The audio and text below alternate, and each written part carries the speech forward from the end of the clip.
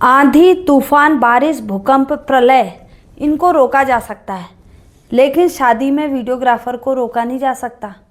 इनको लगता है ना कि दूल्हा दुल्हन इन्होंने खरीद लिए हैं, मजाल है कि किसी और को एक फ़ोटो खींचने दे।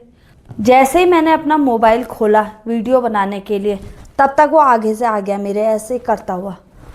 चलो यार, मैंने कहा ये बेचारा, इसका ज़रूरी है पहले। अब मैं थोड़ा इधर चले जाती हूँ। अब मैं जैसे ही इधर गई तो तब तक जो उसका दूसरा साथी था वो आ गया। वो दोनों वीडियोग्राफर खड़े हुए ना, तो उनके जूते के यहाँ पर से इतना सा मेरे को गैप दिखा।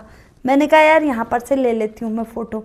अब मैं जैसे ही नीचे बैठी वीडियो लेने के लिए, तब वो भी बैठ गया ऐसे नागिन की तरह।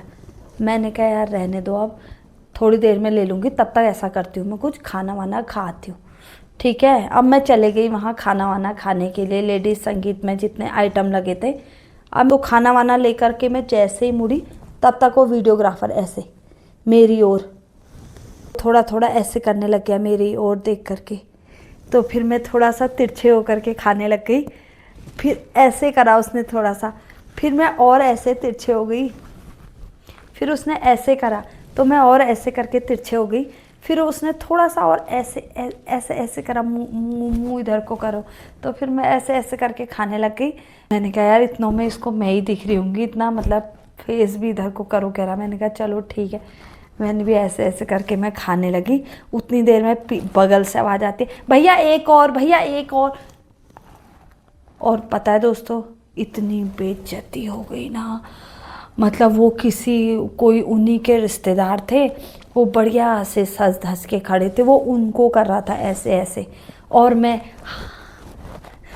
अब मैंने उतने लोगों में इज्जत बचाने के लिए ऐसे खाली हाय कर दिया ऐसे, क्योंकि 2-4 औरतें मुझे ही देखी थी ना, मैंने ऐसे करके हाय कर दिया। अब जैसे ही मैंने ऐसे हाय किया तो एक अंकल जी, मतलब काला चश्मा लगाए हुए, सफ़ेद, यहाँ पर पैंट बांधी ठहरी उन्होंने, वो इतना खुश हो गए ना, यहाँ पर पैंट बांधी हुई उन्होंने, वो इतना खुश हो गए ना। अब मैं जहाँ चलूँ वो मुझे ही देखें।